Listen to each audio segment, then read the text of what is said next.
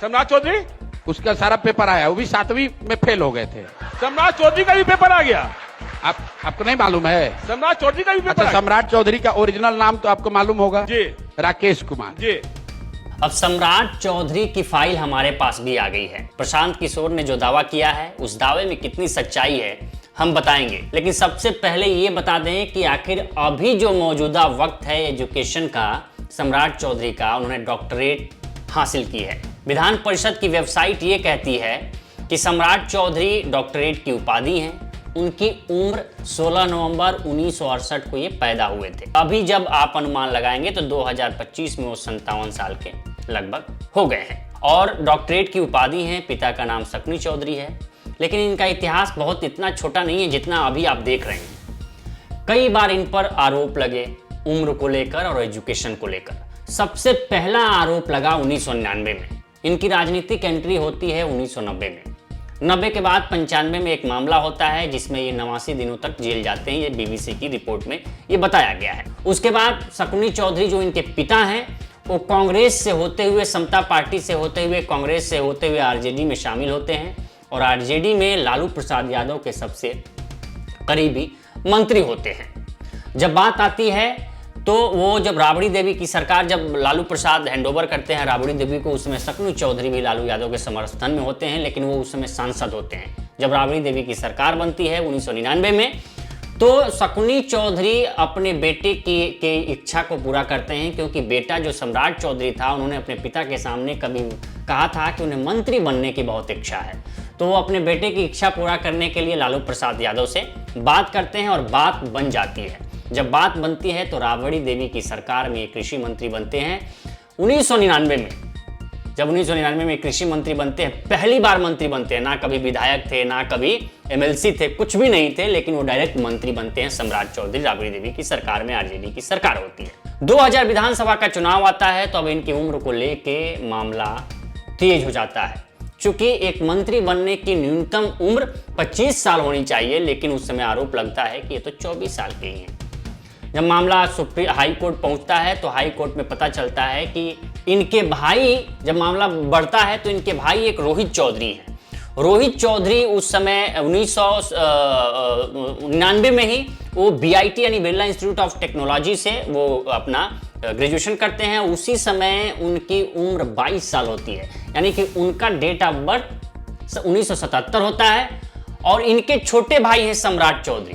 तो सम्राट चौधरी की उम्र 1999 में 25 साल कैसे हो गई, ये सवाल उठता है, क्योंकि बड़े भाई की उम्र 22 साल है तो छोटे भाई की उम्र 25 साल कैसे होगी। तो उसमें उस हाई कोर्ट में कहते हैं कि वो रोहित चौधरी हमारे भाई नहीं है, लेकिन हाई कोर्ट इसको मानता नहीं है। और पहली बार किसी मंत्री को उम्र के लिए उसको निकाला जाता है, वो इस्तीफा देते हैं। राज्यपाल, तत्कालीन जो राज्यपाल होते हैं, उनको मंत्री पद से हटाते हैं और ये इस्तीफा देते हैं। 2000 ये जो सन 2000 में चुनाव लड़ते हैं। 2000 चुनाव में लड़ने के बाद ये आरजेडी के टिकट पर चुनाव जीतते हैं। फिर 2005 में आरजेडी के टिकट पर ही चुनाव लड़ते हैं, लेकिन उसमें उम्र ये 26 साल बताते हैं।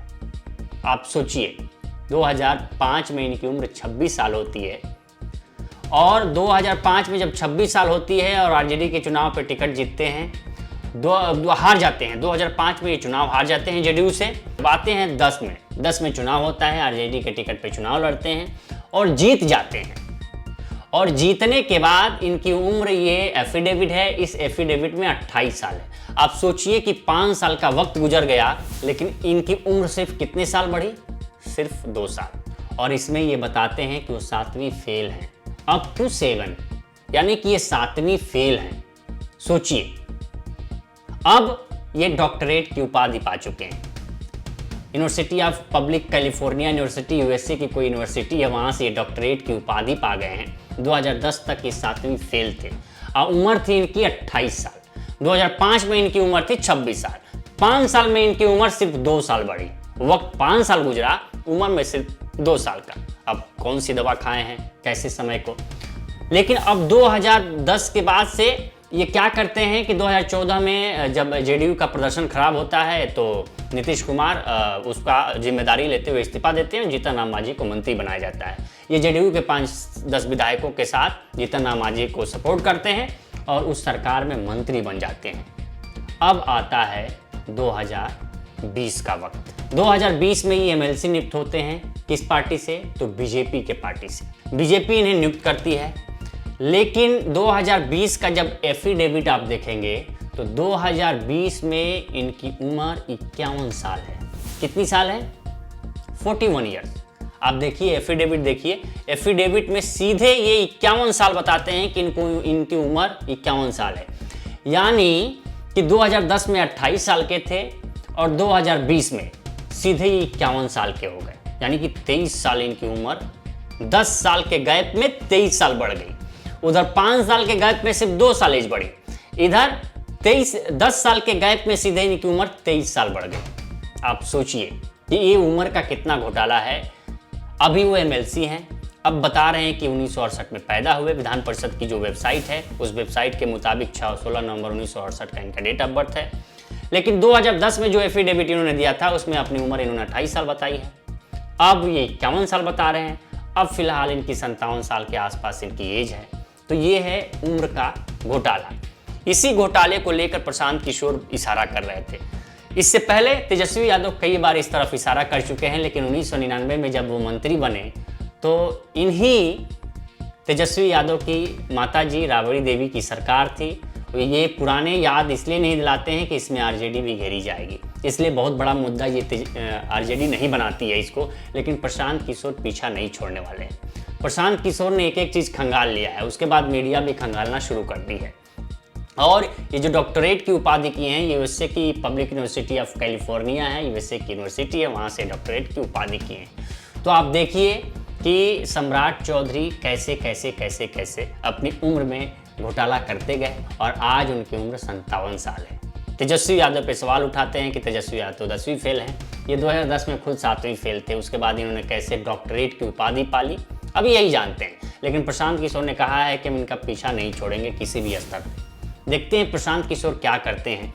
लेकिन ये अभी विधान परिषद है के सदस्य हैं, 2020 में हुए थे, अब डिप्टी सीएम भी हैं और बीजेपी के प्रमुख चेहरा भी माने जा रहे हैं। क्योंकि और दूसरी बात, एक चीज़ आपको और फैक्ट, ये 2002 में 2005 में अपना नाम, ये 1999 में इनका नाम होता है सम्राट मौर्य, राकेश कुमार सम्राट मौर्य, फिर बदल के हो जाता है सम्राट चौधरी।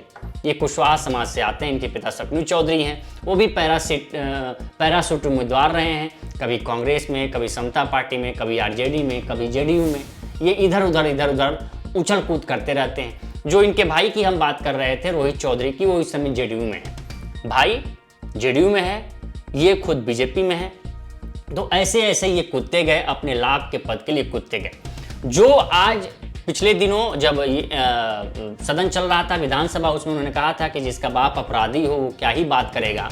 उसी अपराधी सरकार में ये मंत्री रहे, इनके पिता उसका लाभ उठाते रहे। तो ये भी जंगल राज के हिस्सेदार ये भी हैं। आज भले ही अपने शाफ हों, अपने को पाक कहते हों, लेकिन वो भी जंगल राज के उसी के हिस्सेदार हैं। 2010 में आरजेडी से चुन के आए और लास्ट बार ये चुन के उसी आरजेडी पार्टी से ही, उसके बाद ये जीते नहीं, अब सीधे एमएलसी पे गए। जो लास्ट इन्होंने चुनाव लड़ा था आरजेडी के टिकट पे इनको जीत मिली थी, उसके बाद हारे, उसके बाद फिर एमएलसी बन गए, अब ये डिप्टी सीएम है।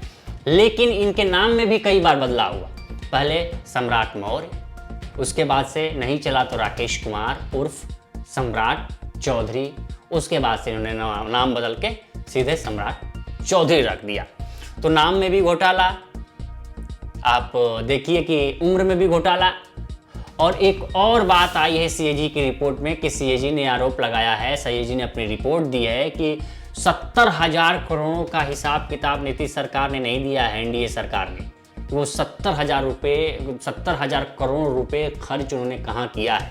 सोचिए कि 70,000 करोड़ रुपए में कितने सैकड़ों स्कूल, सैकड़ों अस्पताल बन सकते हैं, लेकिन उसका हिसाब किताब बिहार सरकार नहीं दे पाई है।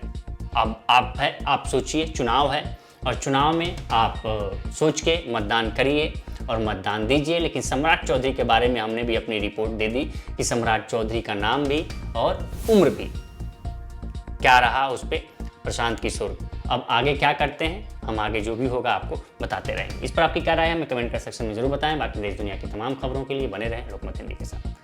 नमस्कार।